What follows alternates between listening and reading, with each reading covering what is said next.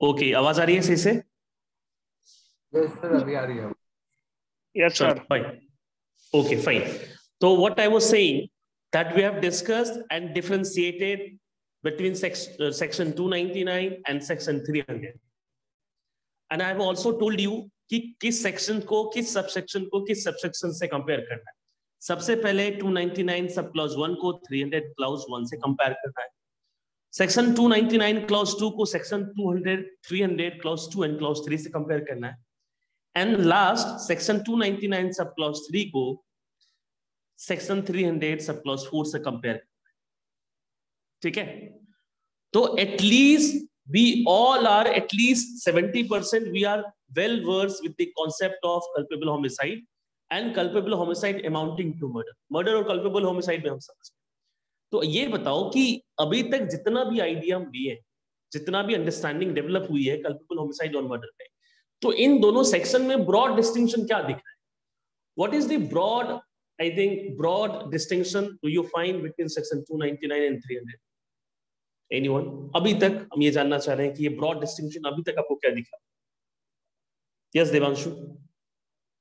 Sir, I'm not sure, but I think probability of death. Probability of death. Okay. Anyone? Okay. Anyone else? Broad distinction अभी तक क्या मिला अनुभूति आपको?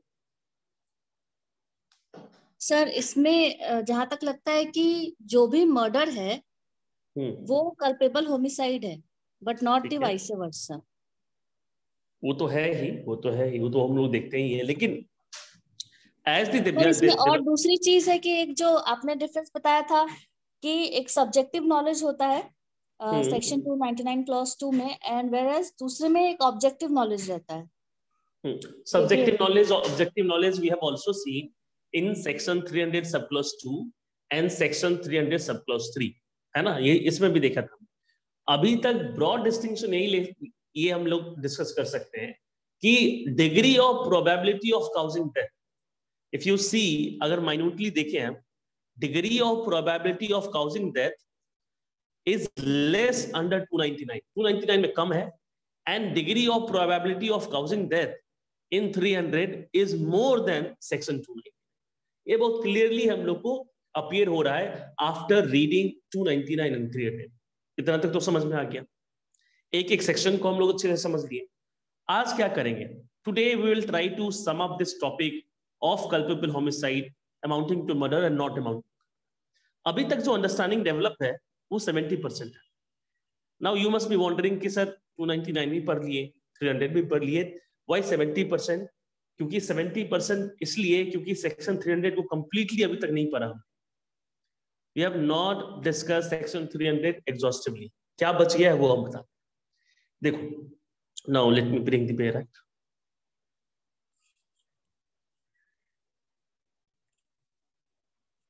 देखो ये now see section 300. याद करो सेक्शन 300 जब स्टार्ट किए थे, the very first clause says except in the cases hereinafter accepted. जो पहला लाइन था सेक्शन 300 का, it talks about certain exception. मतलब सेक्शन 300 के अगर एक्सेप्शन में कोई पर्टिकुलर एक्ट फॉल करता है, वो मर्डर नहीं होगा. वो हमको पहले ही लाइन से पता चला. This will not amounts to murder. तो उस एक्सेप्शन को पहले देखते हैं. एक्सेप्शन क्या है? Now come to the exception.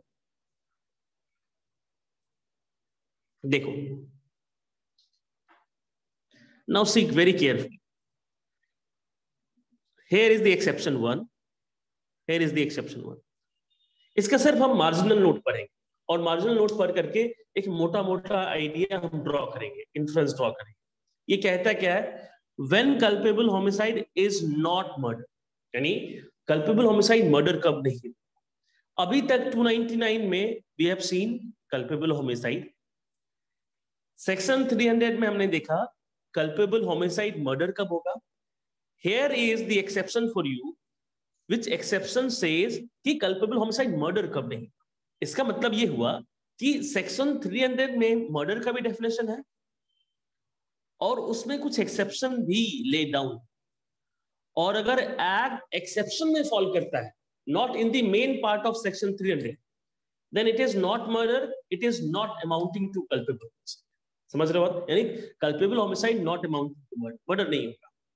तो अभी तक जो आइडिया ले रहे थे हम 299, 300, अब जब हम एक्सेप्शन पर लेंगे, एक्सेप्शन हम लोग कंप्लीट कर लेंगे, तो 100% आइडिया रहेगा कि whether a particular act is culpable homicide amounting to murder और कल्पेबल होमिसाइड नॉट अमाउंटिंग।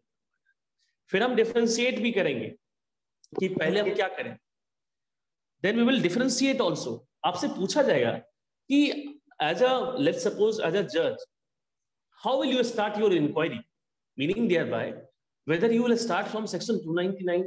अगर कोई एक्ट, कोई पर्टिकुलर केस आपके पास आता है जिसमें एक क्लियर कट है कि that death has been caused and death has been caused by the accused person, तो इंक्वायरी कैसे स्टार्ट करें? Whether you will start inquiry from section 299 or you will start inquiry from section 300 or you will directly start your inquiry from exception of section, वो भी देखना है हमको, और तभी एक्यूरेटली हम पता कर पाएंगे whether it is a murder, it is the straightforward case of murder or it is culpable homicide not amount। ठीक है, now as you all know कि हम लोग exception डिस्कस करते हैं, तो ये एक्सेप्शन है क्यों, है कि नहीं? Now come to let us discuss what is the exception. देखो सेक्शन 300 में वी विल डिस्कस 5 एक्सेप्शन।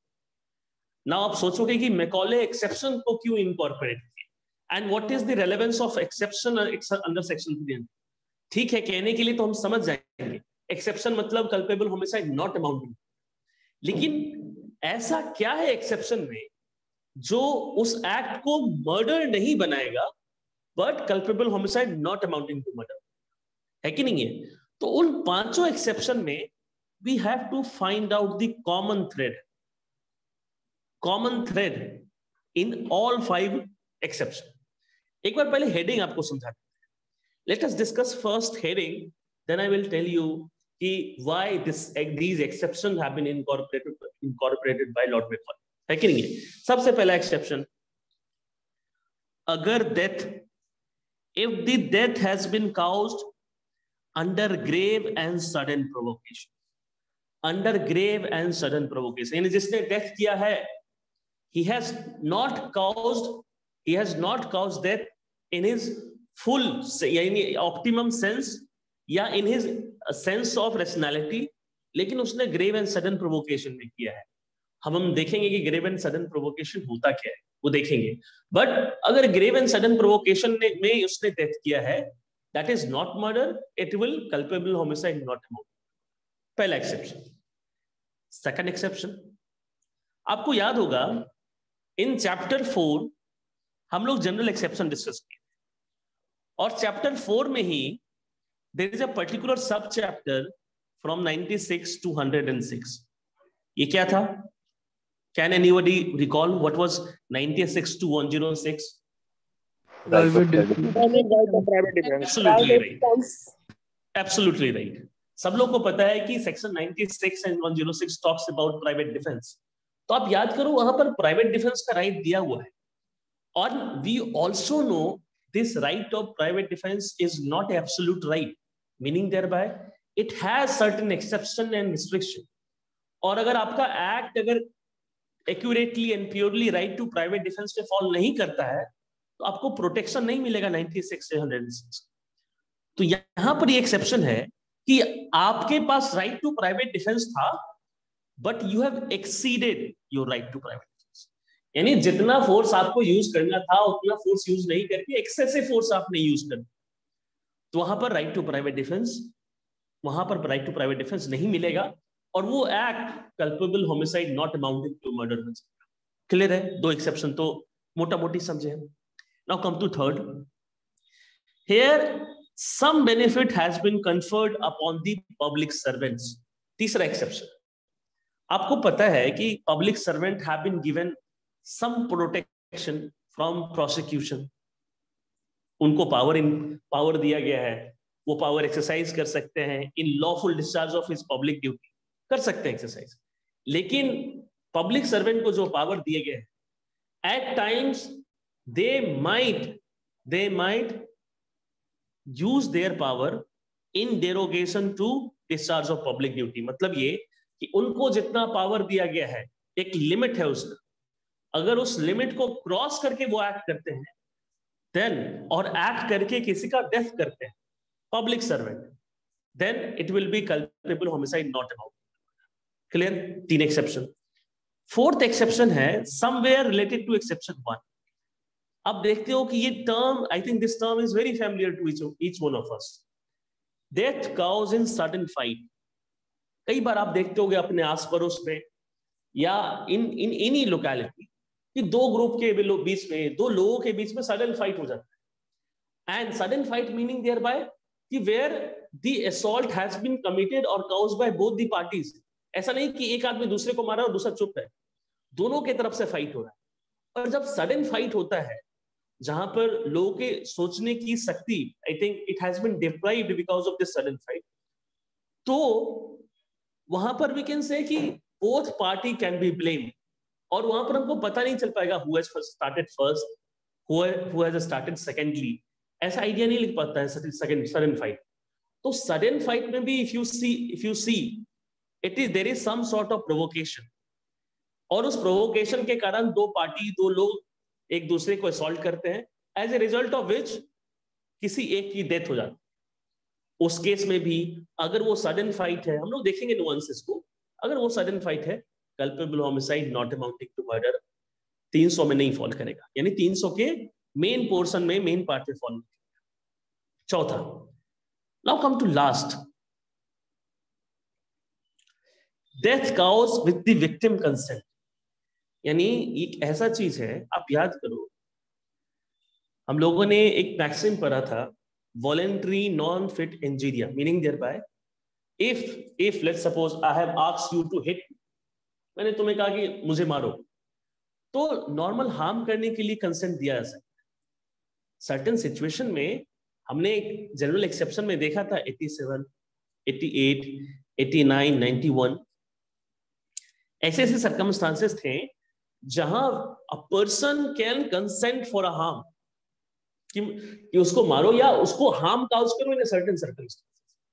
तो वहां तक तो ठीक था, लेकिन यहां पर क्या दिया हुआ है, person can consent for harm but person can not consent for causing his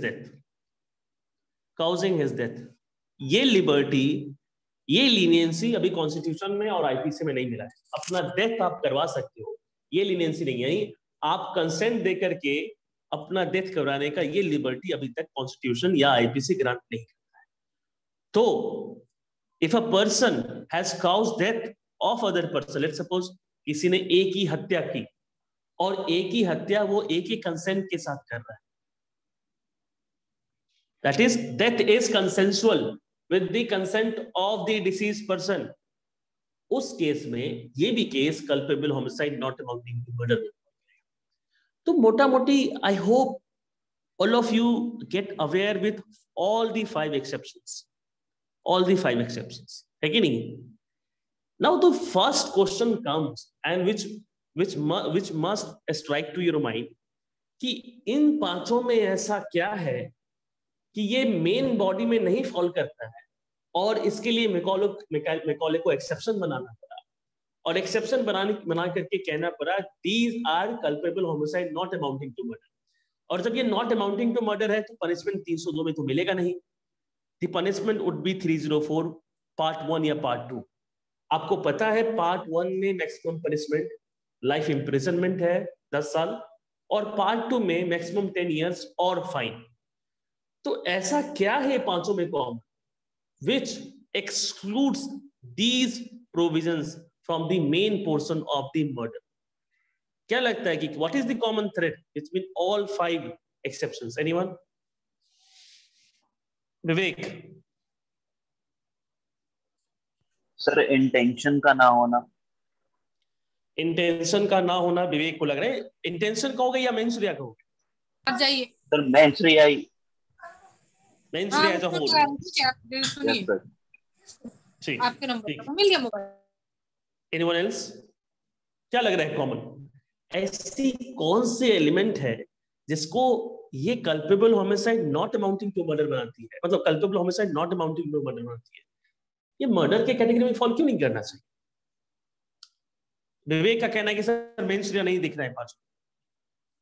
अनुभूति? Sir gravity of offences and, हाँ, एक कह सकते हो सर कि ग्रेविटी ऑफ ऑफेंसेस हो सकता है इसमें कम है, gravity of offences. Any other idea? Any other idea apart from this? Divanshu?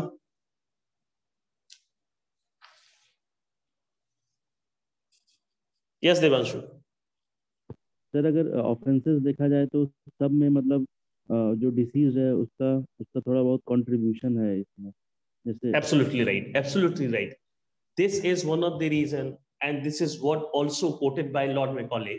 वो कहते हैं कि ये पांचों में अगर आप देखो common thread minutely, the common thread is somewhere down the line you will say कि जिसकी हत्या हुई है, the deceased person has also contributed to the death, यानी he is somewhere liable for his death also.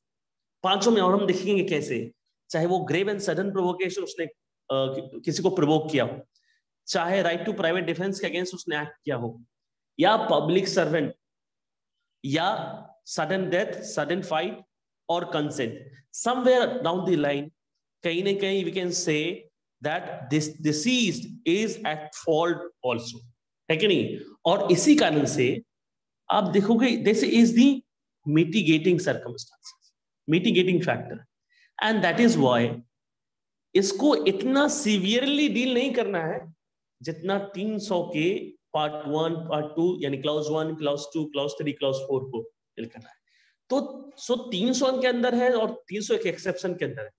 300 के exception के अंदर we have find out some mitigating circumstances, जिसके कारण से इसको अलग कैटेगराइज किया। आई होप ये चीज क्लियर है। Now one by one we will discuss each and every exception. The very first exception here देखो यहाँ पर even the authors of the IPC they have confirmed, तो क्या कहते हैं? We agree with the great mass of the mankind, with the majority of jurists, that homicide committed in sudden heat of passion or great provocation out to be punished, यानी punish करना जरूरी है इन लोग, but out to be punished but not so severely as murder, क्योंकि gravity इतना बड़ा नहीं है कि इसको मर्डर आप treat, therefore culpable homicide not involved. Clear है? The very first exception says grave and sudden provocation. It is not only grave, mind this particular fact, it is not only grave. अब देखोगे section के exception में और word use नहीं है, और word use नहीं है, एंड है, यानी this provocation not only has to be grave but it has to be sudden also, है कि नहीं है? तो आप सोचोगे सर ग्रेव प्रोवोकेशन क्या हो सकता है? सडन तो हम देखेंगे, आप करो प्रोवोकेशन ग्रेव है, तो हम कैसे रिकॉग्नाइज करें, and what should how do we define this is grave provocation and this is not grave provocation? Basic idea क्या आपको लगता है? प्रोवोकेशन जब वर्ड यूज करते हैं और grave provocation, provocation simple provocation नहीं है, ग्रेव प्रोवोकेशन, उसका क्या मतलब होगा? Anyone?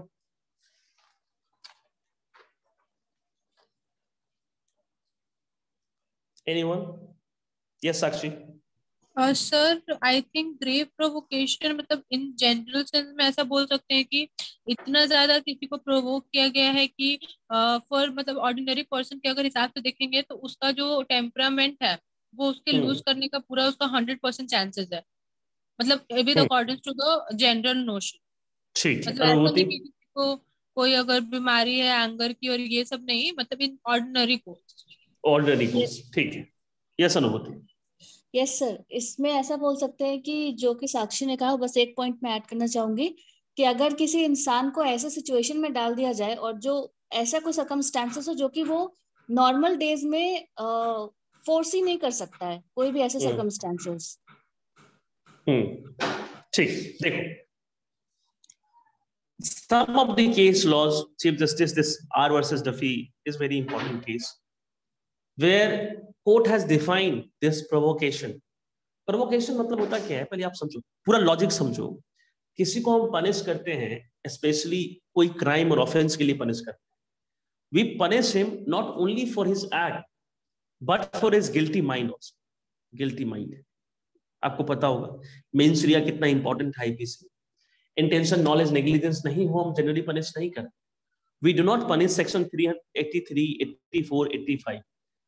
A child below 7 years of age, a person in the state of insanity, और a person in the state of grave intoxication नहीं पनिश करते क्योंकि गिल्टी माइंड उनके पास है ही नहीं. तो हम जानते हैं a man is master of his own mind. When I say man is master of his own mind, meaning thereby we know how to act, we know what is the consequences of your act. एक sensible man, एक sane person, law presume कि he knows कि what is the nature and consequences of his act. But there are certain situations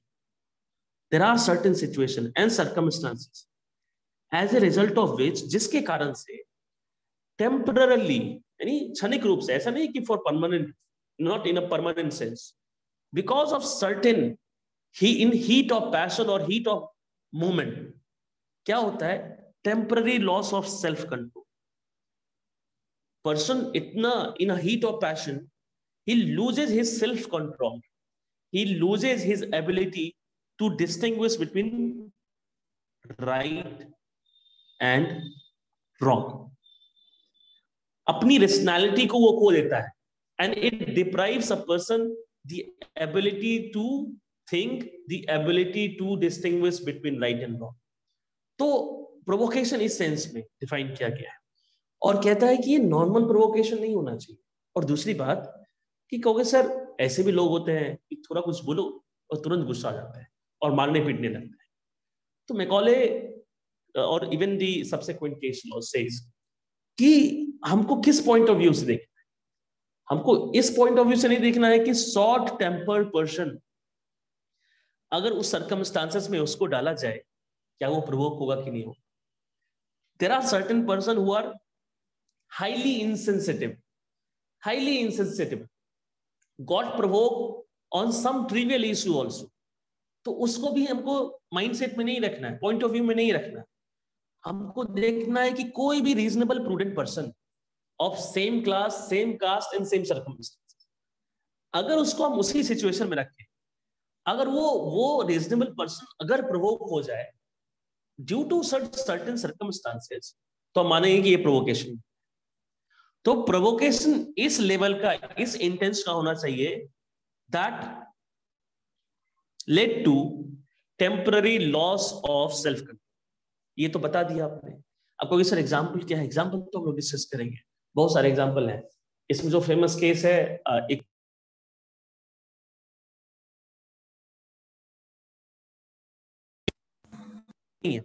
Rustam movie, I hope सब लोगों ने देखा होगा.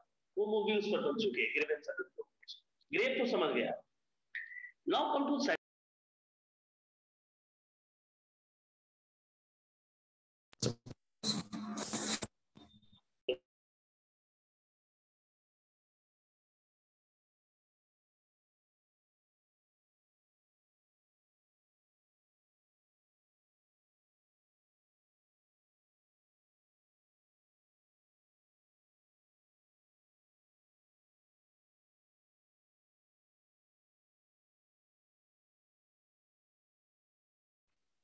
yes.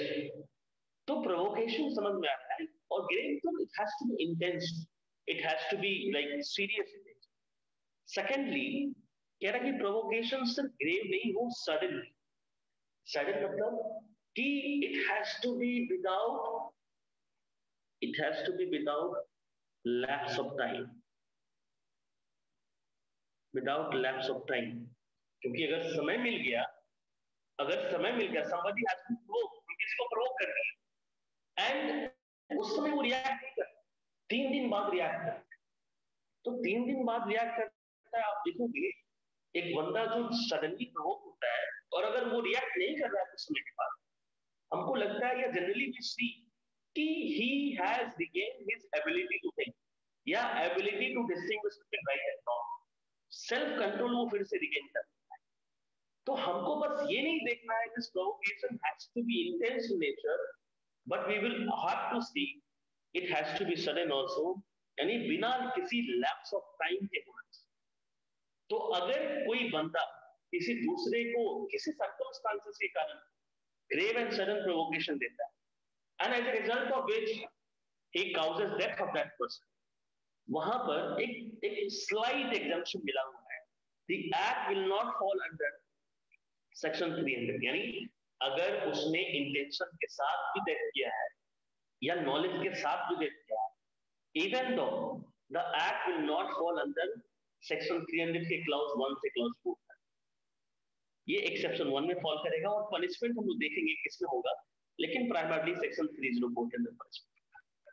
अब इसका सबसे classical example that is the Nanavati versus state of Maharashtra, the famous case, उसको हम लोग देखते हैं।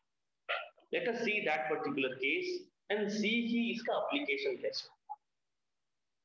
देखो, उससे पहले एक छोटा सा केस है वो डिस्कस कर लेते हैं, then we will switch to Nanavati versus state of Maharashtra. पहला केस क्या है? This Mehra versus Emperor 1934. What happened in this case? इस ब्रदर को पता है that sister is living in illicit relationship with some person. किसी के साथ उसका illicit संबंध है, वो मना करता है, उसके लिए डांटता है, फिर भी लड़की उसके साथ रहती है, ठीक है। One day his sister went to the house of his beloved, अपने प्रेमी के घर जाती है, और ब्रदर भी वहां जाता है, knowing that she is living in illicit relationship, वहां जाता है और कहता है अपने सिस्टर को come out from the house। वहां जाने के बाद वो निकलती नहीं है, उसका जो beloved होता है वो निकलता है, और निकल करके इस ब्रदर में और उसके प्रेमी दोनों में हॉट एक्सचेंज ऑफ वर्ड होते हैं, और होने के बाद ultimately this brother killed the प्रेमी of this sister, and now this brother wants to take defence of exception 1 of section 300। He says I got provoked, and as a result of this provocation I have caused the death of this sister lover.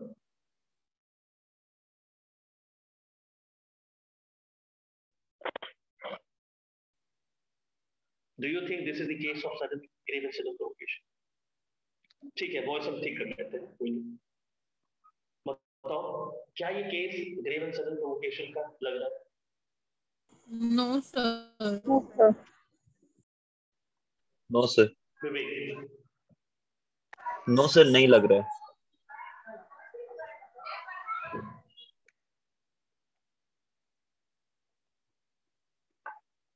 Sir आपकी voice बहुत clear है। नहीं sir, नहीं लग रहा है sir किसी भी एंगल से।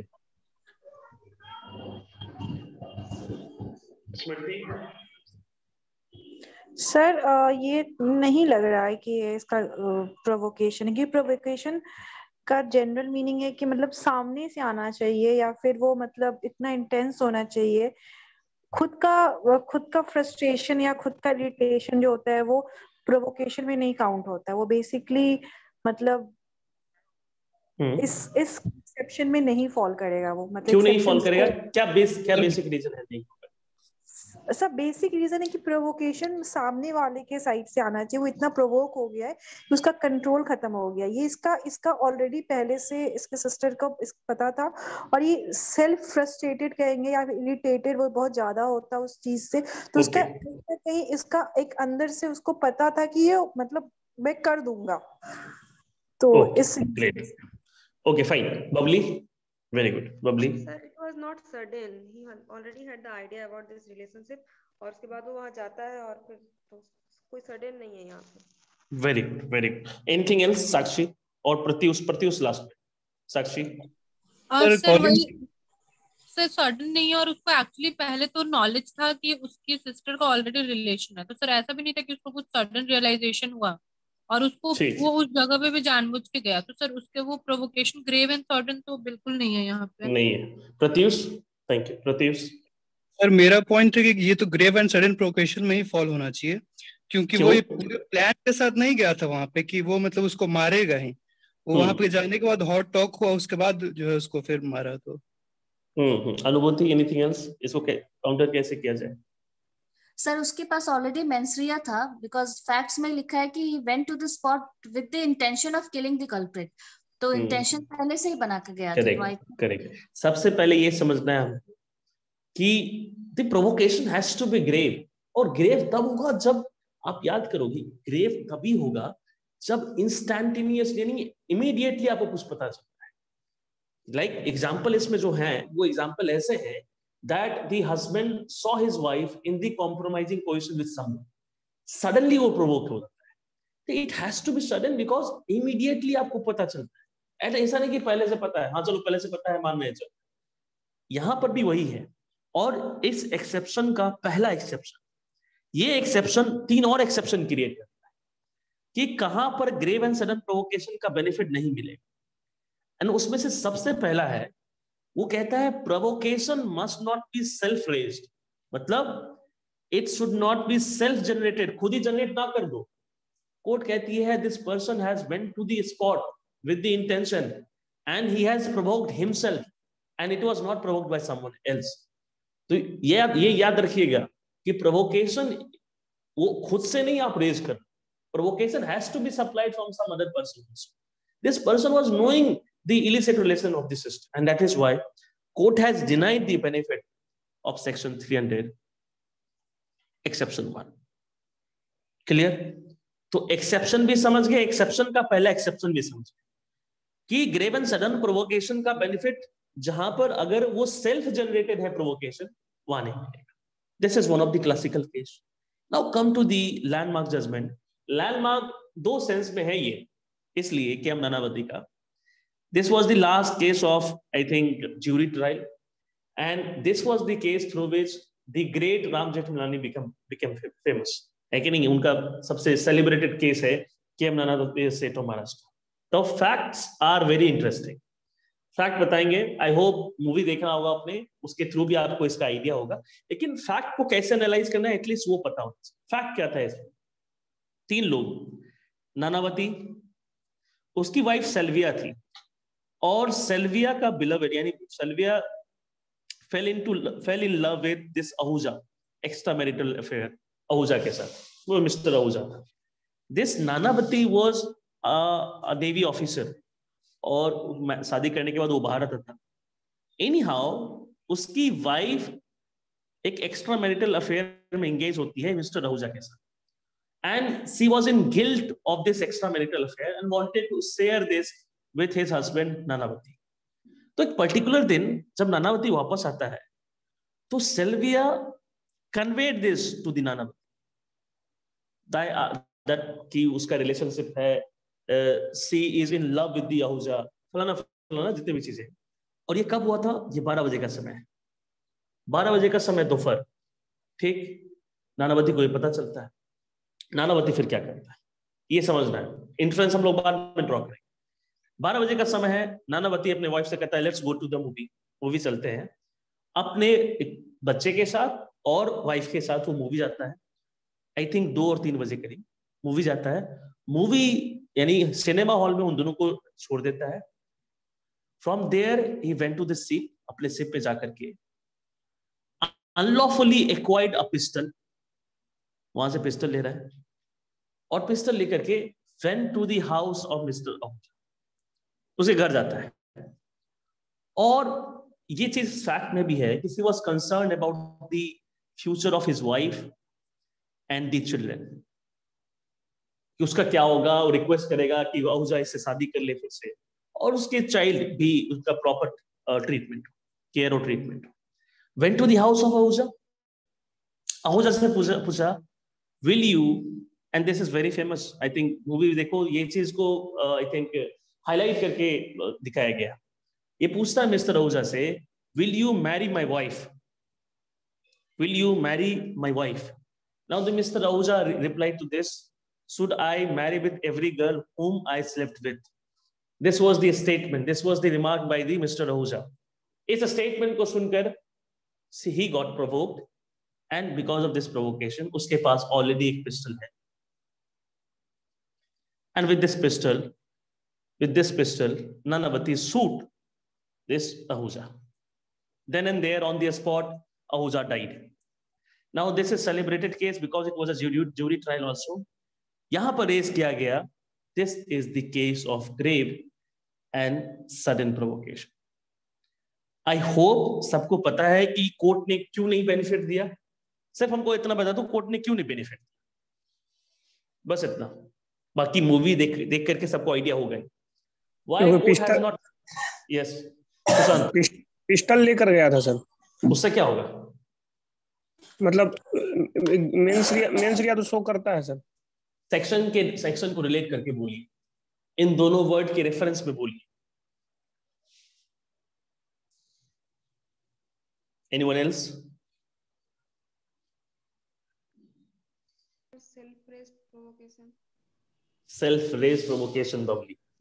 Okay. Okay. Anyone else?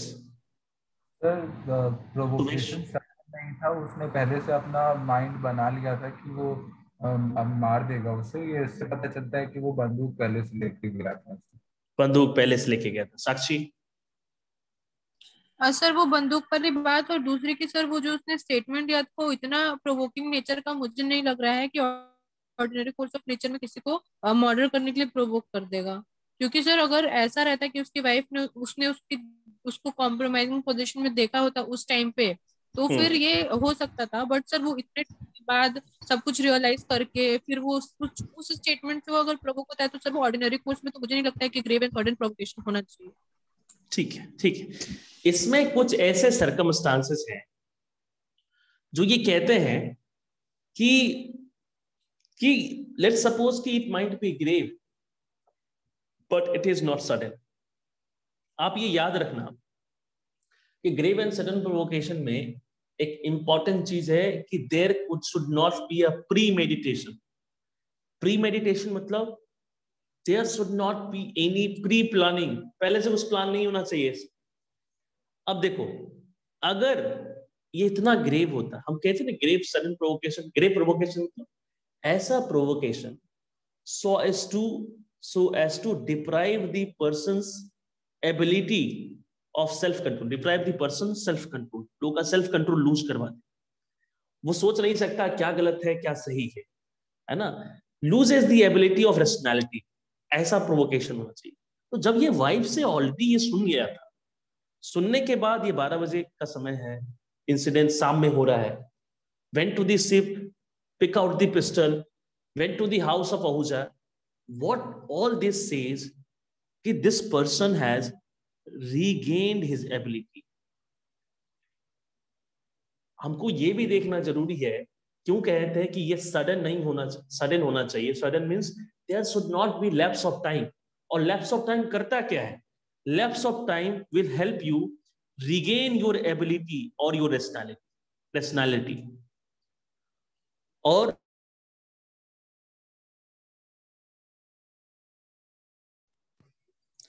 ये सो भी कर रहा है. फैक्ट एंड सर्कमस्टांस में ये रिकॉर्डेड है कि she was concerned about the life of his wife and the children. ये सारा चीज क्या बताता है कि he was in the sane state of mind. Provocation was not like उसको इतना इफेक्ट नहीं कर रहा था, इतना इन्फ्लुएंस नहीं कर रहा. Court said it was premeditated. We can understand there was provocation, but we cannot say this provocation was sudden, and therefore court denied the benefit of section 300 subclause 1, मतलब exception 1, and convicted under section 300. Clear है? तो इससे idea लग गया हमको grave and sudden provocation. Provocation क्या होता है, ग्रेव प्रोवोकेशन क्या होता है, एंड सडन का क्या मतलब है. ठीक. अब एक और एग्जांपल दे रहे हैं, बताइएगा कि वहां सडन प्रोवोकेशन है. ये बंदा ए है, इसके अगेंस्ट एलिगेशन, सॉरी हाँ, इसके against allegation is very famous person. Let's suppose he is a minister, central minister he है. इसके अगेंस्ट एलिगेशन लगता है and police has got right to arrest this minister. Police उसके घर पर जाती है, पूरे मतलब पूरे फोर्स के साथ जाती है, बड़ा मिनिस्टर को अरेस्ट करना है, पूरे फोर्स के साथ जाती है। जब अरेस्ट करने जाती है, जैसे उसको अरेस्ट करना चाहती है, उसके बगल में उसका बेटा होता है A1। वो प्रोवोक्ड हो जाता है कि no my father is a central minister, he is so popular, he is so influential, and this छोटा सा police officer, how can this person arrest? He got provoked by this arrest. उस provocation के कारण उसके पास pistol होता है, with that pistol he shoot that.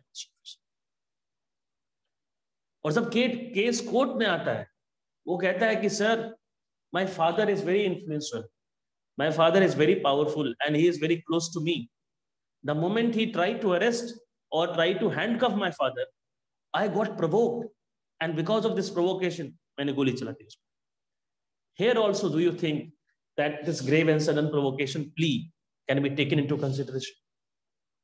लिया जाएगा? No sir. क्यों नहीं लिया जाएगा? No sir. Tell me any like reason. Pratyush? Police officer sir है वो, और वो मतलब लॉ को फॉलो कर रहा है, इसलिए इसको प्रोवोकेशन नहीं माना जाएगा। Very good. एंड जो प्रत्युष बोल रहा है, this is one of the exception to the exception. हम बोल रहे थे कि 3 जगह है, ऐसे 3 सर्कमस्टांसेस हैं जहां पर ग्रेव एंड सडन प्रोवोकेशन का बेनिफिट आपको नहीं मिलेगा। पहला, provocation should not be self raised. Second तो हम लोग देखेंगे, सेकंड ही देखना है आपको। Secondly, provocation must not be given by anything done in the obedience of law और by public servant in exercise of power. आपको देखना इतना ही है, whether he was a police officer. Yes sir, he was a police officer. Whether he was exercising the power given by law. Yes sir, he was exercising his power under section 41 of CRPC that confers the power of arrest. उसने arrest किया गया। तो अगर आप provoke हो जाते हो by the act of public servant जो अपना काम कर रहा है इन एक्सरसाइज ऑफ पावर या इन ओबीडियंस ऑफ लॉ, वो अपना काम कर रहा है, उससे आप प्रोवोक हो जाओगे, that provocation is no provocation under section 300 exception. समझ में आई बात? तो 2। तीसरा एक्सेप्शन एकदम उसी से रिलेटेड है। ये जो ग्रेव एंड सडन प्रोवोकेशन है, ये तीसरा कह रहा है कि the provocation must not be, look at here, the provocation must not be given by anything done in lawful exercise of right to private defence. कोई अपना right to private defence exercise कर रहा है, आप किसी को मारने गए, उल्टा वो आपको मारने लगा, और मारते मारते क्या हुआ कि अल्टीमेटली आप प्रोवोक हो गए, आप उसको मार दिया। आप कहीं नहीं, आप ये नहीं कह सकते कि आई हैव गॉट प्रोवोक्ड। किसी के राइट टू प्राइवेट डिफेंस के कारण आप प्रोवोक हो जा रहे हो, दैट इज नो प्रोवोकेशन। ठीक है, तो एक तो याद रखना कि section 300 sub clause exception 1 talks about grave and sudden provocation, and these are 3 exception to it. पहला एक्सेप्शन, सेल्फ जनरेटेड नहीं होना चाहिए। दूसरा, public servant exercise of power के कारण आप प्रोवोक हो रहे हो, तब प्रोवोकेशन नहीं है। या कोई right to private defence exercise कर रहा है आपके अगेंस्ट में, तब भी provocation is no provocation. Clear है ये तीनों? Yes sir. चलो, ये क्लियर है। नाउ लेट अस मूव इन।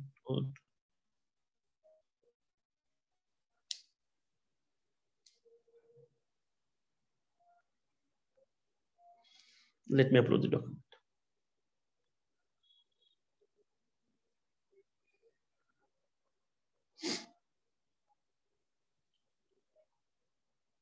चलो, ये सॉर्ट आउट हो गया।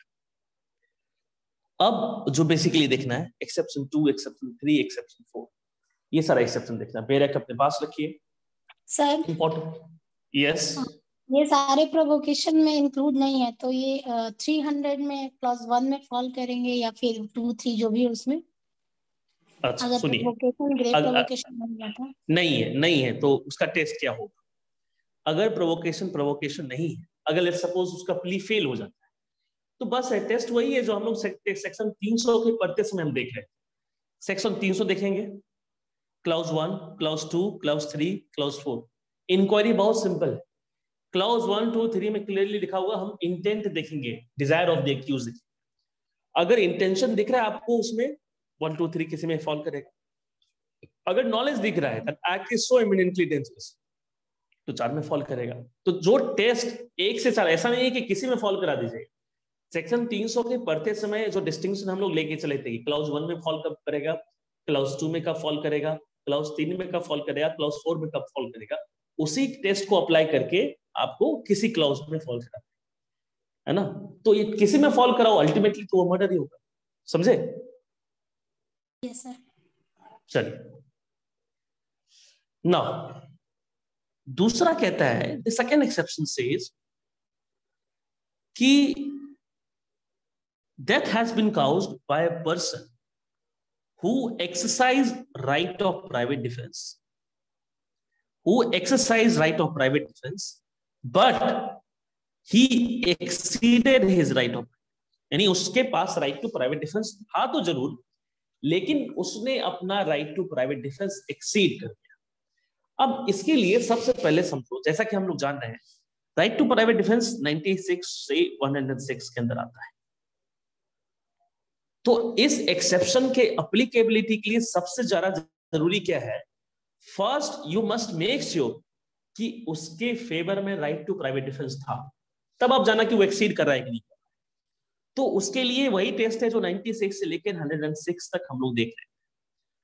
तो मोटा मोटी आप समझो, ऐसा याद करो कि राइट ऑफ प्राइवेट डिफेंस के सर्टेन रिस्ट्रिक्शन भी थे। ऐसा नहीं कि right to private defence is absolute right, it is subject to certain restriction. याद है किसी को क्या क्या रिस्ट्रिक्शन थे उसमें? एनी रिस्ट्रिक्शन किसी को याद है? वो सारे रिस्ट्रिक्शन मोटा मोटी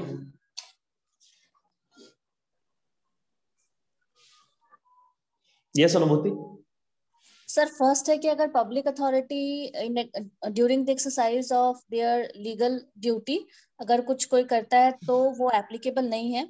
देन सेकेंड वी कैन से अगर उसके पास जो पर्सन है उसके पास अगर he has time to recourse the public authority, उसके जाने का टाइम है तो तब नहीं है। एंड ये दो अभी तो याद आ रहा है सर।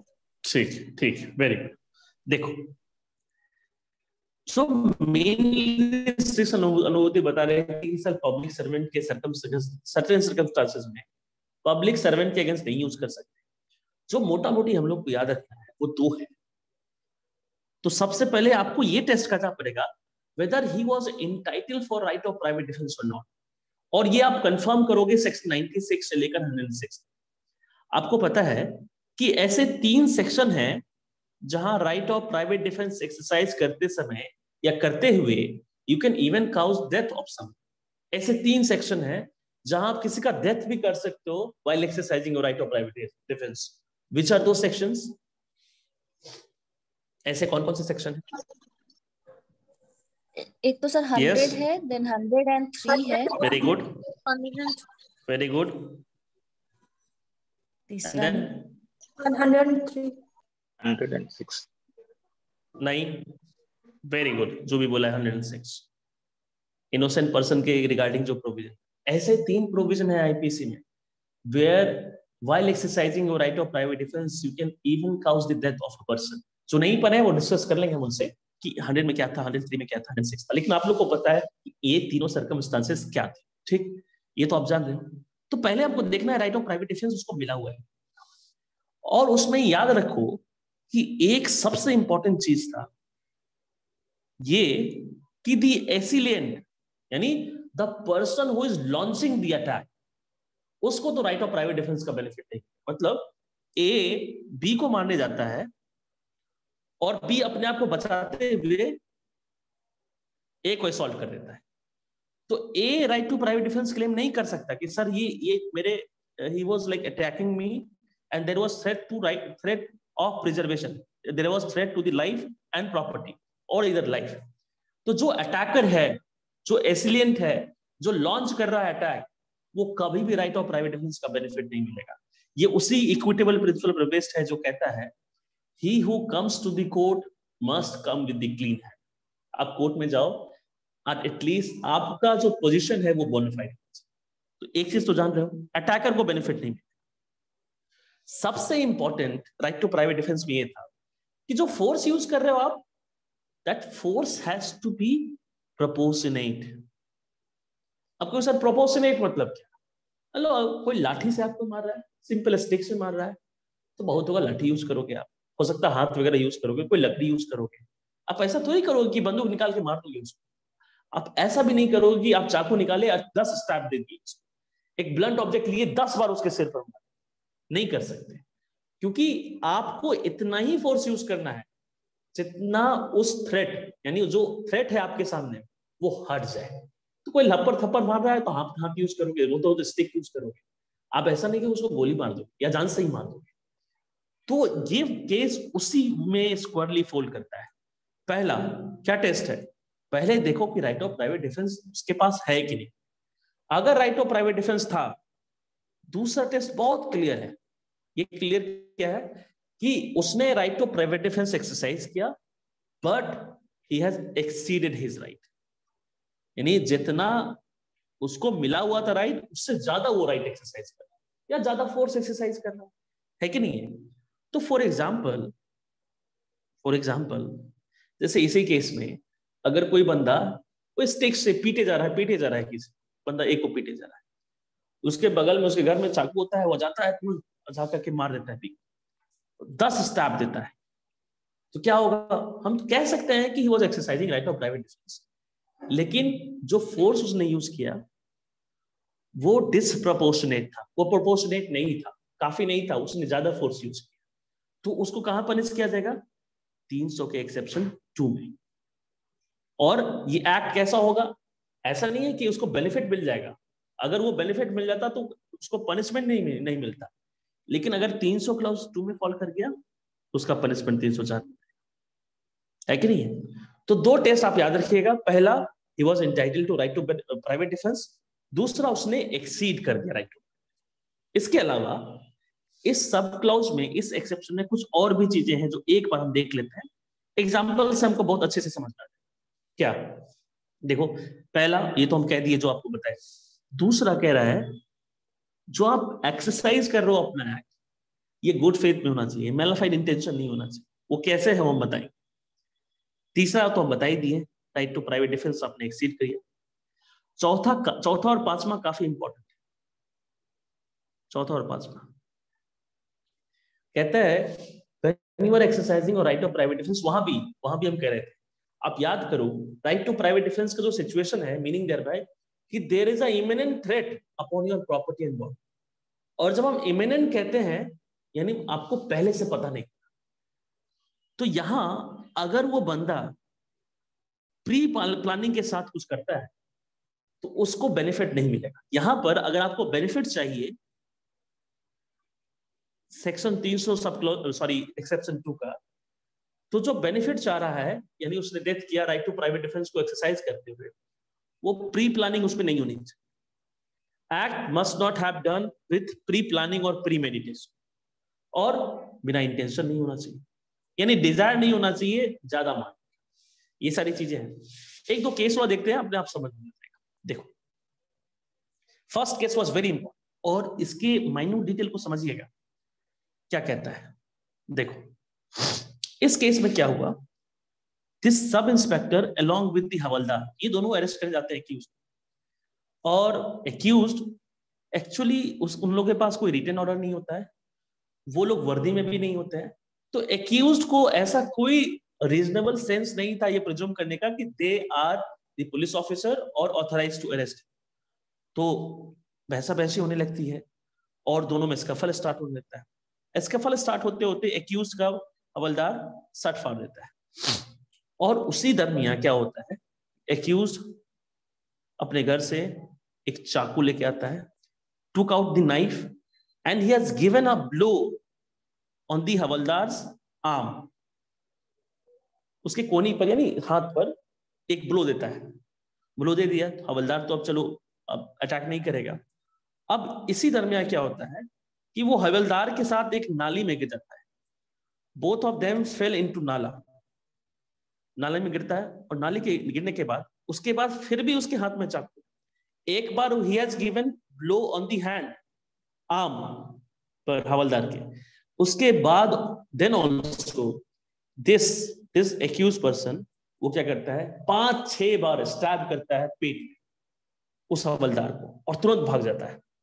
तो हवलदार क्या हुआ, हवलदार उसी नाले में, havildar because of this injury succumb to that injury, यानी उसकी डेथ हो जाती है। नाउ दिस पर्सन, जब केस कोर्ट में केस आता है तो defence counsel seeks to take benefit of section 300 exception 2 कि sir there was a right of private defense because the havildar was trying to arrest, और चूंकि उसके दिमाग में ये नहीं था कि ये पुलिस ऑफिसर है या इसको राइट है तो एक्सरसाइज कर सकता है, तो he was exercising his right of private defense and in that process he has killed the havildar, and therefore because he has exercised right of private defense we accept कि उसने exceed किया है right of private defence, उसको 300 clause exception 2 में benefit मिलना चाहिए। आपको क्या लग रहा है, ये सारे फैक्टर्स से बेनिफिट मिलना चाहिए उसको? Do you think that benefits should be given? Yes और no? Why sir? No sir, why? Because अगर पहली बात तो इसने जो प्रोपोर्शनेट पोर्शन ऑफ फोर्स है वो यूज नहीं किया, and the second, if the attack was on hand he could have been saved, that Havaldar he could have been saved, but इसने फिर बार बार स्टैब किया which was not proportionate, that's why I think। ठीक है, प्रीति? Same sir, वो चाकू को छोड़ सकता था बट वो बार बार स्टैब कर रहा था तो उसका इंटेंशन दिख रहा था। सो ये देखो एब्सोल्युटली कोर्ट ये कहती है एट द अर्लियर स्टेज हम ये कह सकते थे when this havildar was trying to arrest we can say that he was exercising right of private defense, क्योंकि उसको अरेस्ट कर रहा था और उसके पास कोई रीजनेबल ग्राउंड नहीं था ये बिलीव करने का कि ये लोग पुलिस ऑफिसर है। तो जब तक वो अपने आप को प्रोटेस्ट कर रहा था, लड़ाई चल रही थी, तब तक fine. Even he has given a blow, चलो देखें, लेकिन जब वो ऑलरेडी एक ब्लो यानी एक नाइफ ब्लो दे चुका है उसके ऊपर, तो थ्रेट तो ऑलरेडी खत्म हो गया। राइट टू प्राइवेट डिफेंस वहीं खत्म है। आप exceeding right of private defence और not, that is altogether different thing. यहां पर जो इंजरी इन्फ्लिक्ट की गई है ये इंटेंशन के साथ की गई और ऑन मेलाफाइड ग्राउंड, यानी मेलाफाइड इंटेंशन के साथ इंजरी की गई। अदरवाइज एक बार ब्लो देने के बाद वो छोड़ दिया होता है, क्योंकि threat of arrest could have been like waved off, वो खत्म हो गया था, लेकिन उसके बाद भी वो परस्यू करता है। दैट मींस एक्सीड तो कर ही रहा है। सबसे बड़ी बात है कि वो प्राइवेट डिफेंस के लिए एलिजिबल ही नहीं है। इनिशियली था, लेकिन subsequent act makes him ineligible for the right of private defence. Court ने सिर्फ ये नहीं कहा कि तुमको 300 के एक्सेप्शन 2 में का बेनिफिट नहीं मिलेगा, court has also convicted him for the offence.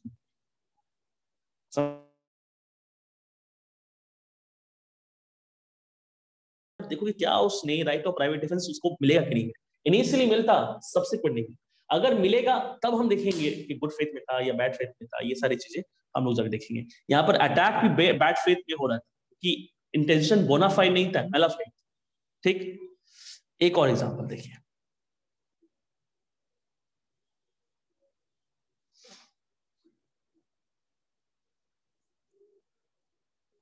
कहाँ गया?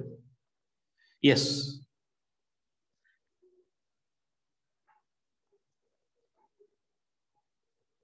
now see this example also. यहां पर there is a case between, एक चोर चोरी कर रहा है और ओनर उसको किसी तरीके से देख लेता है। he was trying to enter into the house और वहां पर एक कोई सामान रहता है important, he was trying to take that particular thing, लेकिन कुछ लोग आसपास से गुजर जाते हैं, इसलिए चोर को लगता है चोरी अब नहीं कर पाए। Owner was seeing everything from the top step, मतलब फ्लोर, वो सब कुछ देख रहा था। वो ये भी देखा कि एक थीप अब चोरी नहीं कर रहा है और वहां से वो जा रहा है। ठीक, उसके बाद क्या हुआ? ओनर आता है, ऊपर से आता है, एक बड़ा सा नाइफ लेके आता है and started chasing this thief and उसको पकड़ करके he has given 3 and 4 blow to the thief और कहता है कि बहुत चोरी करोगे, अब चोरी करोगे। और as a result of that injury the thief died। यहां पर भी क्या मेलाफाइड है या बोनाफाइड है? यहां पर पहले राइट टू प्राइवेट डिफेंस है कि नहीं है उसके पास? No sir. सर नहीं है सर। बहुत क्लियर है। क्यों? आप याद रखो कि जो थ्रेट होना चाहिए वो इमिनेंट होना चाहिए। आप याद रखो हम लोग डिस्कस किए थे 102 और 105 कि right of private defence exercise का एक टाइम, एक फ्रेम है कि कब एराइज करेगा, कब खत्म होगा। तो जब तक आपके बॉडी और प्रॉपर्टी पर इमिनेंट थ्रेट है कर सकते, अदरवाइज एक्सरसाइज नहीं कर सकते। यहां पर जैसे ही चोर आपके घर से भागने लगा या जाने लगा, वो इमिनेंट थ्रेट खत्म हो चुका है, और जब इमिनेंट थ्रेट खत्म हो गया, you can not exercise your right to private. तो वो नहीं हुआ। Even the good faith was absence of good faith. Court का ही बेनिफिट नहीं मिलेगा। Convicted him under section 300। अच्छा, ऐसे हम ऐसा ही पूछ रहे हैं सेक्शन 300 के अगर चारों क्लॉज में हम पूछे, क्लॉज 1, क्लॉज 2, क्लॉज 3, क्लॉज 4, तो किस में फॉल करना चाहिए था ये? क्लॉज 1, 2, 3, 4? 1 में सर। सब 1 कह रहे हैं।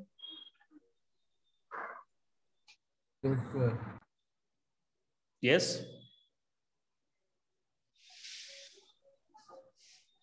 Yes sir. चलो ठीक है, ठीक ठीक, एकदम मर्डर करने का इंटेंशन बहुत क्लियरली हम ड्रॉ करते हैं। Fine, now come to third exception. Very good. तीसरा बहुत आसान है। दूसरा हम राइट टू प्राइवेट डिफेंस के कॉन्टेक्स्ट में पढ़े। तीसरा हम पढ़ रहे हैं कि पब्लिक सर्वेंट ने अपना राइट, उसको जो पावर दिया गया है, public servant has exceeded his power, the power given him by law, वो एक्सीड करता है।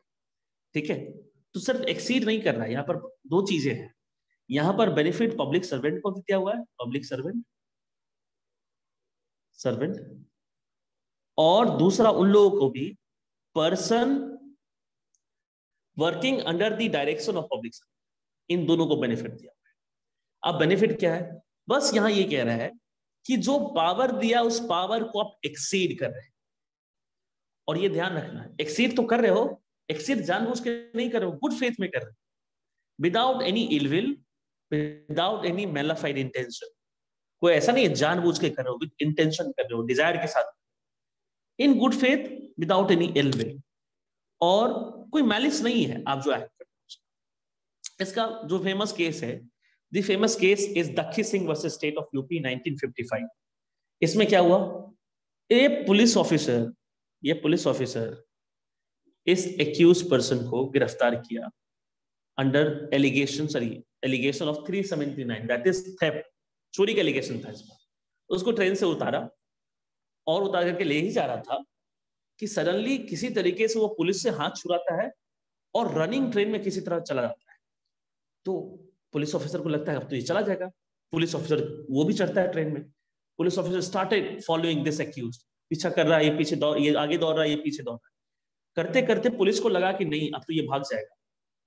तो ये पुलिस अपने पास जो राइफल होता है उसको निकालता है और aimed at the accused and shoot towards the accused, accused की तरफ गोली चलाता है। बट एक्सीडेंटली ये गोली रेलवे फायरमैन होते हैं, फायरमैन, उसको जाके लग जाती है। What was the intention? What was the desire of a police officer? Just to like stop him, कि वो एक कस्टडी से भाग ना जाए। क्या ये डिजायर उस फायरमैन को मारने का था? नहीं। तो पावर, हमको सबसे पहले ये देखना होगा कि उसको पावर क्या मिला हुआ है। What was the power? Power is of arrest. क्या अरेस्ट करने के लिए he can even cause death of any accused person? ये बताओ, अरेस्ट करने के लिए मार सकते हैं हम किसी को? नो, किसी भी केस में नहीं मार सकते।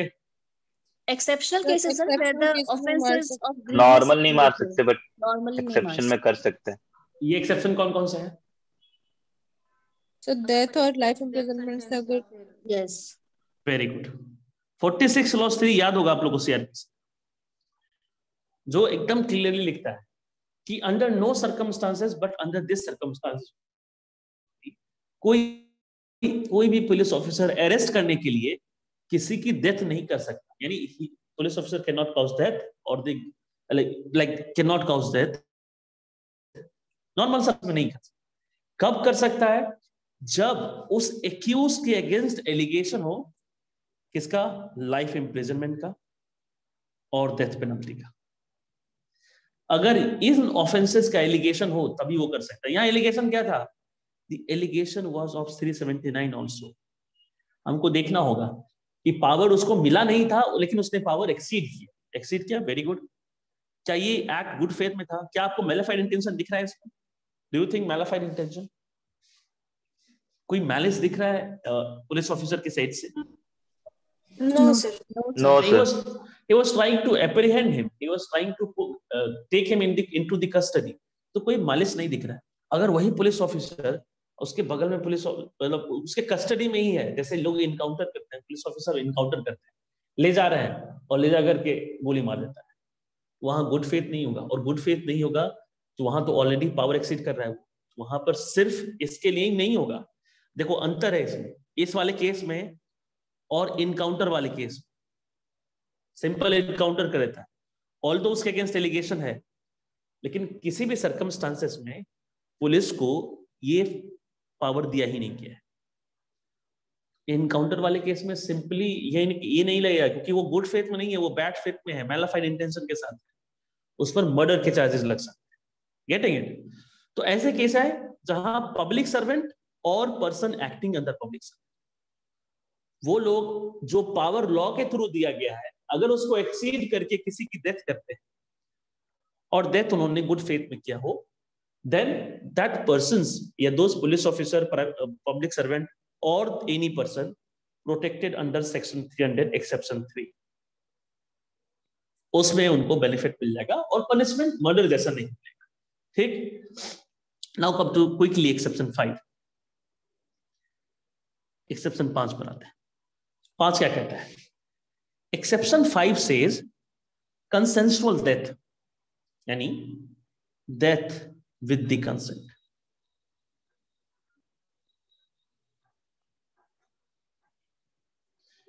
जीने का अधिकार तो सबको है, right to life, you know article 21।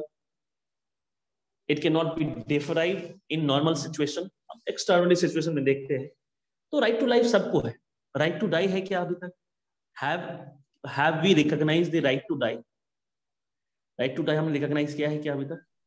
No sir. No sir. No, sir. Right to die नहीं, यानी हम मर नहीं सकते, मरने का अधिकार नहीं। हाँ, कॉमन कॉज के केस के बाद एक थोड़ा सा एक्सेप्शन क्रिएट हुआ, हम बताएंगे कभी जब इस पर आएंगे तो, लिविंग विल का, कि पेशेंट टर्मिनली इल है, जीने का कोई चांसेस नहीं है, रिवाइवल के कोई चांसेस नहीं है, सिर्फ सपोर्ट सिस्टम पर जी रहा है और फाइनेंशियली और मेंटली भी बर्डन हो सकता है वो फैमिली मेंबर के लिए। तो एक एकदम एक्स्ट्रा ऑर्डिनरी एक्सेप्शनल केसेस में कोर्ट कभी कभी परमिशन देती है कि चलो इसको मतलब सपोर्ट सिस्टम हटा करके उनको छोड़ दिया जाए, यानी allow them to like die. तो ऐसे सिचुएशन होंगे जब यूथेनेसिया का केस पढ़ेंगे। यूथेनेसिया मतलब मर्सी के लिए, यानी कंसेंट के साथ किसी को मारते हो। वो एक्टिव भी होता है, वो पैसिव भी होता है। पैसिव मतलब आपको सपोर्ट सिस्टम पर 10 साल से रखे हुए हॉस्पिटल, तो सपोर्ट सिस्टम हटा दिए तो पैसिव। एक्टिव, कोई कहा कि गोली मार दो यार, जीवन में कुछ रखा नहीं है, जीवन में देयर आर मिजरी ओनली, सिर्फ दुख है और सिर्फ प्रेशर है, मार दो गोली, तो उसका दोस्त गोली मार देता है। Active euthanasia. आप देख रहे हो कोई, आप जा रहे हो किसी पेशेंट के, मार दो यार, तो जहर मिला देते हो। एक्टिव। तो पैसिव एक्सेप्शनली रिकॉग्नाइज है किसी एक्सेप्शनल सर्कमस्टेंस, एक्टिव नहीं रिकॉग्नाइज। तो अगर ये एक्टिव यूथेनेसिया है, यानी कोई कहा मार दो, आप मार देते हो, तो वहां पर दो मर्डर का केस नहीं चलेगा, आप पर चलेगा कौन सा केस? सेक्शन 300 के एक्सेप्शन 5, मर्सी के लिए। जरूरी क्या है, इंपॉर्टेंट क्या है कि दो चीज इंपॉर्टेंट है। पहला, वो बंदा जिसने कंसेंट दिया must be above 18 years of age। क्यों 18 साल क्यों लिख दिए? 15 साल भी लिख देते हैं, 16 साल भी लिख देते हैं, 18 साल क्यों? Why 18 year? Why 18 year? Sir, because a person below 18 years of age is not presumed by the law to have clear knowledge of whatever act he is committing and whatever thing is given consent to. Correct. He is not mature enough to think what is good and what is bad for him, है ना? he is not the best person to judge best interest for him, इसलिए 18 साल आसान है। दूसरा, जो consent है वो फ्रीली दिया जाना चाहिए, ऐसा नहीं कंसेंट फ्रीली, यानी consent has to be free consent. अब फ्री कंसेंट का मतलब कॉन्ट्रैक्ट के 14 से मत ले लेना।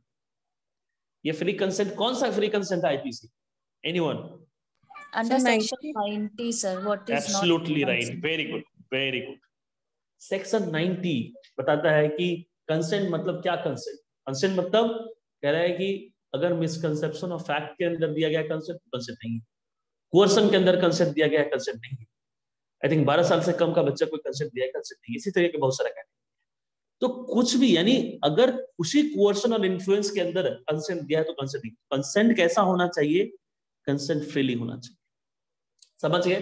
तो अगर आपने किसी को दे दिया, अपने फादर बहुत इल है, किसी की वाइफ बहुत इल है, और वो कह रहे कि see I am like causing burden to the family, बच्चे नहीं पढ़ पा रहे हैं, सारा पैसा मेरी इलाज में लग जा रहा है, तो इससे अच्छा है तुम हमें मार दो।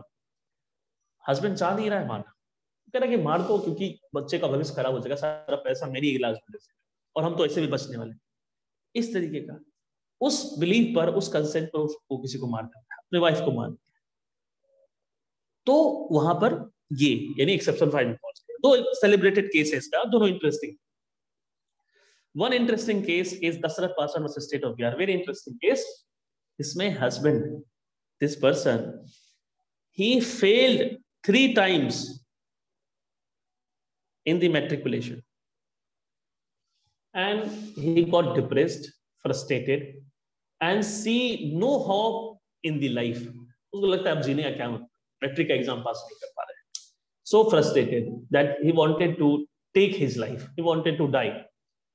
तो सोचा कि मरने से पहले बता देते अपनी वाइफ को। वाइफ के पास गया, he communicated this to the wife. Wife कहती है कि जन्म जन्म का रिश्ता है, अकेले जी के क्या करेंगे, साथ आए थे साथ जाएंगे, है ना।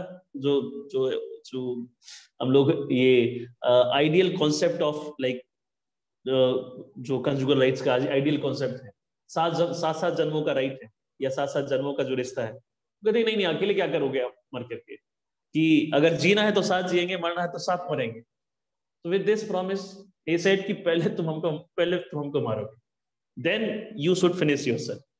तो पहले वो पत्नी को मार देता है, by any means पत्नी को मार देता है। The moment this husband was trying to like cause his death, he was caught by the police officer. Interestingly, he was caught by the police officer. Police उसको पकड़ती है, पुलिस उसको book करती है सेक्शन 302 के। In the given circumstances, I think consent was free.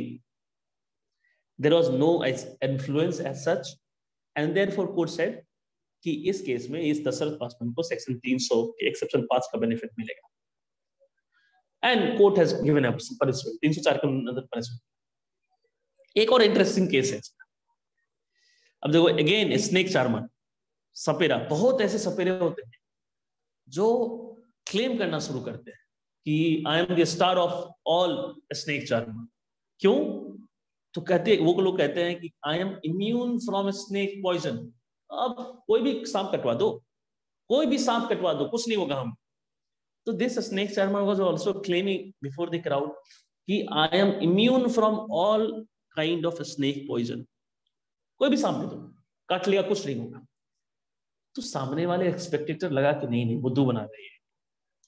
तो उसमें से कोई एक्सपेक्टेटर आता है और कहता है कि लीजिए सपेरे जी, लीजिए ये सांप है, इतना ही क्लेम करते हो तो इससे किसको कटवाइए, और कटवा करके अगर सरवाइव हो गए तो आपका बात मान लेंगे कि आप सुपर लाइक मतलब जो भी हो। तो सांप इसको देता है, उसको काटता है, कुछ देर तो कुछ नहीं होता है, बट सडनली इसका इफेक्ट इसके शरीर पर होने लगता है। And as a result of this bite of a snake, this snake charmer died. मिलेगा बेनिफिट इस बंदे को 305 का? मिलेगा बेनिफिट? Yes sir. नहीं मिलेगा? क्यों? मिलना चाहिए सर। मिलेगा सर। अच्छा पहले जो नहीं बोल रहे वो बताएं वो क्यों नहीं मिलेगा। प्रीति नहीं बोल रहे आप? सर 300 में तो फुल्ली मॉडल का आता है ना। 300 क्लास नॉलेज एक्सेप्शन 5 की बात कर रहे हैं। कंसेंट के साथ मारा है, कंसेंट के साथ मारा है, ध्यान रखिए।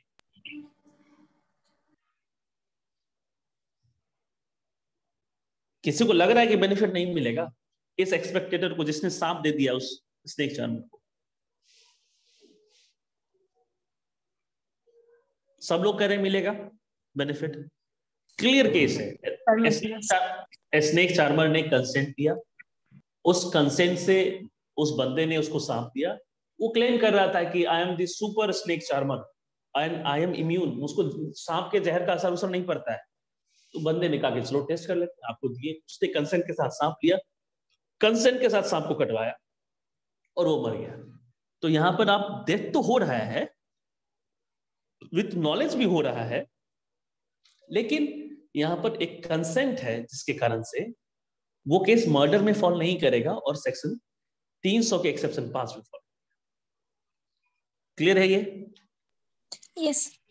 चलो now come to the last, उसके बाद रैप अप करेंगे। सर यस सर, जो वो वाला इलस्ट्रेशन था जिसमें वो बच्चा को हाथ में सांप दे दे रहा उसके मांगने पर सपेरा, हाँ, वो हम लोग डिस्कस किए थे कि वो मिसकंसेप्शन ऑफ फैक्ट पे दिया था।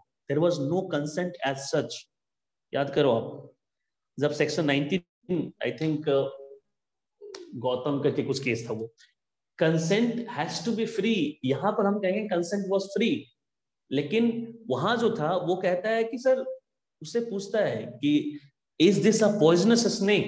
वो कहता है नहीं है, जबकि उसको पता है it was a poisonous snake, उसके बावजूद वो देता है। तो आप कहोगे क्या कंसेंट से दिया गया? क्या स्नेक चार्मर को बेनिफिट मिलेगा? नहीं मिलेगा, क्योंकि कंसेंट फ्री होना चाहिए, और यहां कंसेंट फ्री नहीं है, क्योंकि कंसेंट यहां पर मिसकंसेप्शन ऑफ फैक्ट के कारण। समझ में आई बात बबली? Yes sir. चलो लास्ट, जिससे रैप अप करेंगे आज का लेक्चर हम। लास्ट है सडन फाइट का। देखो, इसका रिलेशन कहीं ना कहीं क्लाउज 1 से, मतलब एक्सेप्शन 1 से है। एक्सेप्शन 1 में दिया होता ग्रेव एंड सडन प्रोवोकेशन, एक बंदा दूसरे को प्रोवोक कर देता है, ठीक है? तो वो यूनिलैटरल प्रोवोकेशन का एग्जाम्पल।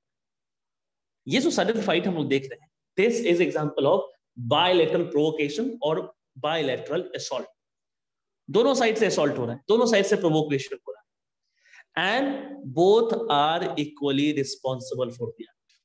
अब देखते हो कि जनरली दो लोगों में बहस होता है और मारपीट भी शुरू हो जाती है, और एक बंदा दूसरे को मार देता है। तो सडन फाइट के लिए जरूरी है, फाइट मतलब म्यूचुअल असॉल्ट होना चाहिए। इसका मतलब ये होता है, देखो यार, a sudden fight implies mutual provocation and blow on each other. Mutual provocation, एक ने दूसरे को दिया, दूसरे ने एक को दिया। आप जा रहे थे कहीं से, आप सब्जी वाले को कहे कि पैसा दो, ये सस्ते में दो, 10 रुपए में, नहीं देता, कहते नहीं 20 रुपए में देंगे, कह रहे 10 रुपए लौटाओ, नहीं देंगे, नहीं लौटाएंगे। यही इसी बात पर दोनों में हॉट एक्सचेंज ऑफ वर्ड होता है और दोनों एक दूसरे को पीटने लगते हैं। बगल में वो बनाना वाला, उसके उसके पास चाकू रहता है, फल का दुकान था, उसका चाकू रहता है, उसी चाकू से वो एक दो चाकू he has given blow to the customer।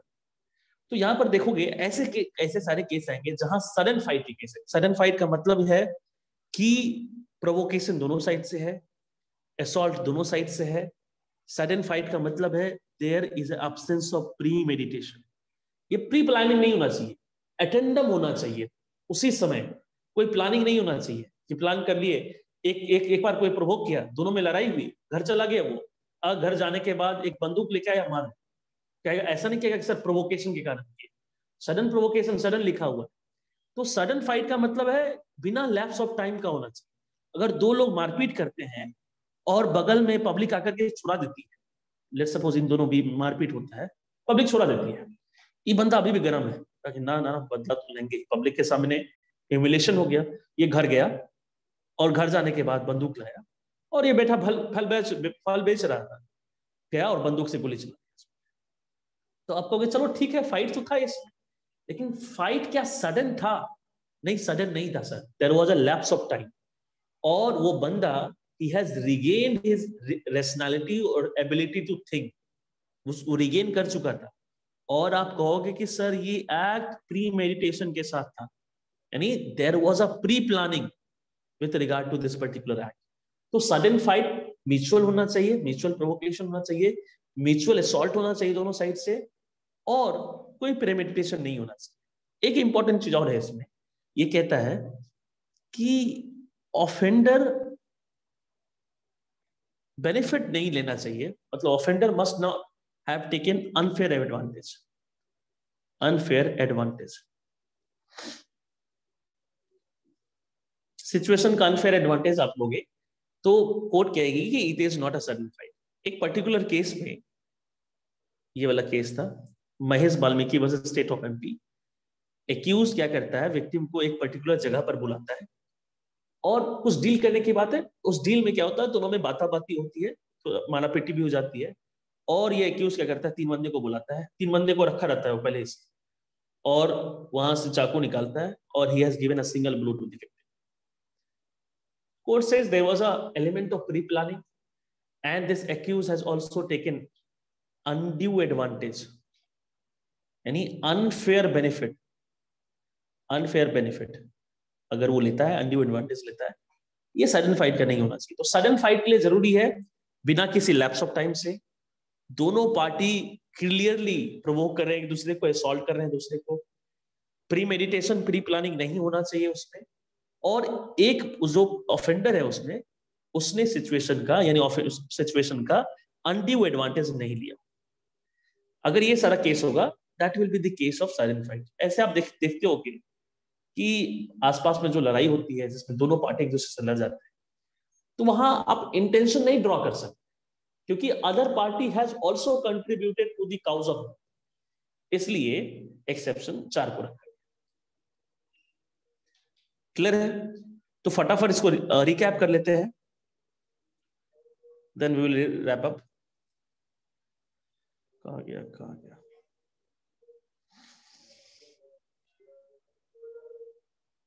देखो, तो 5 एक्सेप्शन में जो हमने डिस्कस किया, grave and sudden provocation, where right of private defence has been exceeded, public servant exceeding his power, मतलब in discharge of his duty. ऐसा नहीं कि जा रहा था घूमने फिरने के लिए, वहां पर किसी का मर्डर करे था, in discharge of duty, like summon serve करने के लिए, अरेस्ट करने के लिए, in discharge of his duty. फिर सडन फाइट में अगर डेथ हुआ है बिना किसी प्रीमेडिटेशन के और बिना किसी अनड्यू एडवांटेज के, और जिसको कहते हैं आप consensual death, death with the consent, ये सारा अगर ये एक्ट फॉल करता है तो इसको हम कहेंगे culpable homicide not amounting to murder, punishment 304। और 304 में भी अगर उस एक्ट में आपको इंटेंशन दिख रहा है तो पार्ट 1 में फॉल करेगा, अगर नॉलेज दिख रहा है तो पार्ट 2 में फॉल करेगा। समझ में आया बात? ये क्लियर है सबको पहले? तो फिर हम इस पूरे चैप्टर को सम अप करेंगे। फिर देखो, बस 5 मिनट के लिए आपका समय चाहिए, ये पूरा चैप्टर ही सम अप हो जाएगा।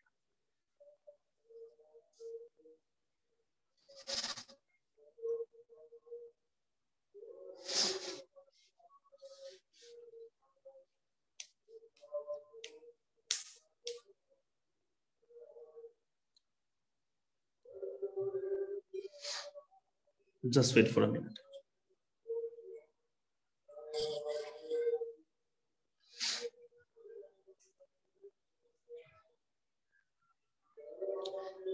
देखो, ये है कल्पेबल होमिसाइड।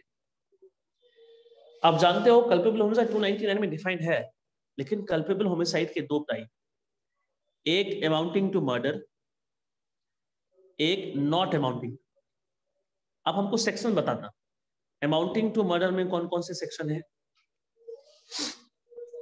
299 क्लॉज 1 और 300 का क्लॉज 1 2 3 4।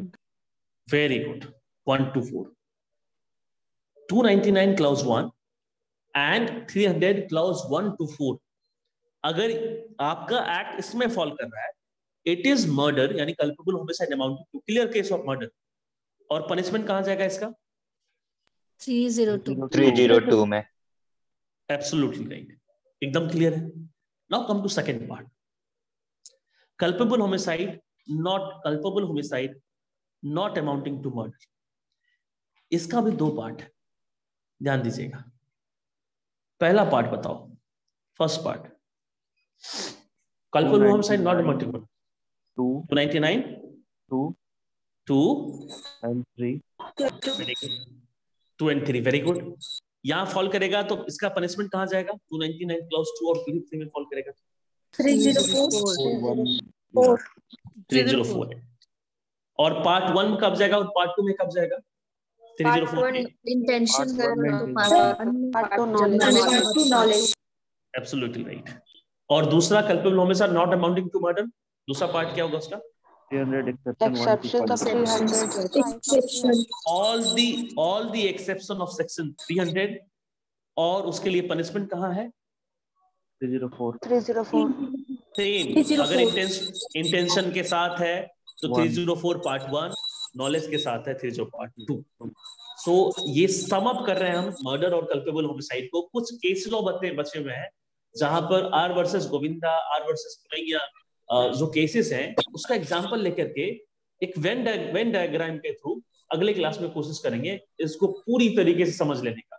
हम 3-4 केस लॉ डालेंगे आपके सामने, आपको एनालाइज करके बताना है whether it is amounts to murder और whether it is culpable homicide not. ठीक है? Any doubt till what we have discussed?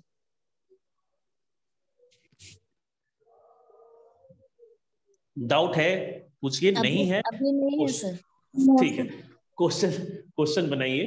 Question बनाने के बाद अगर कोई डाउट होता है वी विल डिस्कस। हम कुछ क्वेश्चन में पोस्ट करेंगे, उसको सॉल्व करने की कोशिश कीजिएगा। तब भी जब तक क्वेश्चन नहीं बनाओगे क्लैरिटी नहीं आएगा। इतना जो हम लोग मेहनत किए हैं 4-5 दिन इसीलिए किए हैं कि एक क्लैरिटी आए इन दोनों टॉपिक। लोगों को क्लैरिटी नहीं आती है कि 299 कब होगा, 300 कब। ठीक है, क्वेश्चन बनाइए, हम भी कुछ क्वेश्चन देंगे। In case of any doubt just send it to me, I will solve. ठीक है, thank you everyone. Thank you sir. Thank you sir. thank you sir